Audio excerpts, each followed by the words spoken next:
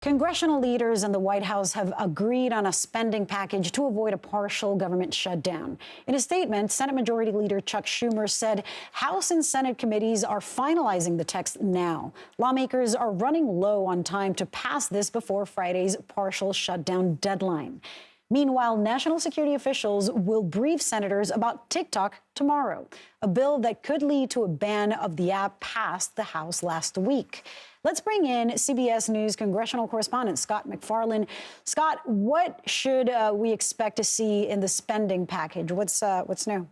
Hey, Lily, what they've done really is solve this issue that has been plaguing Congress for half a year. The issue of how to fund Homeland Security, what to do in terms of funding efforts to stop the migrant crisis, has been at the heart of all these standoffs, these half-dozen standoffs we've all weathered since September 30th, with all this brinksmanship on government shutdowns.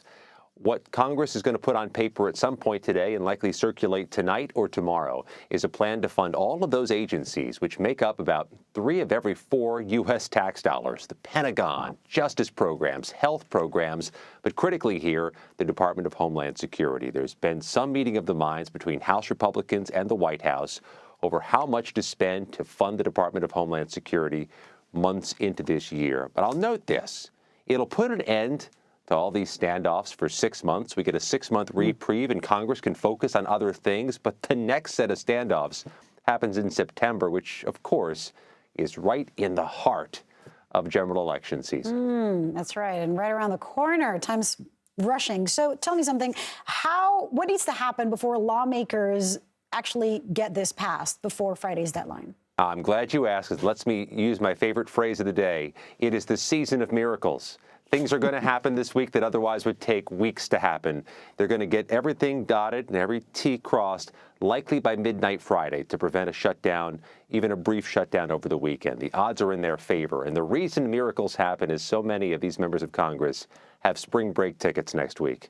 Things they want to do, places they want to be, and they do not want to incur the wrath of family or the wrath of constituents by extending a government shutdown into the 23rd, 24th, or 25th of March.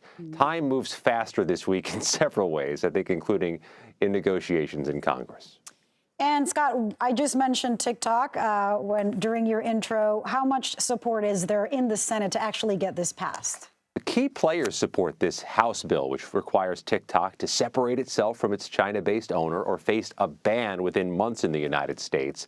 The Senate Intelligence Committee's top Democrat and top Republican both say they support this, and this is their jurisdiction.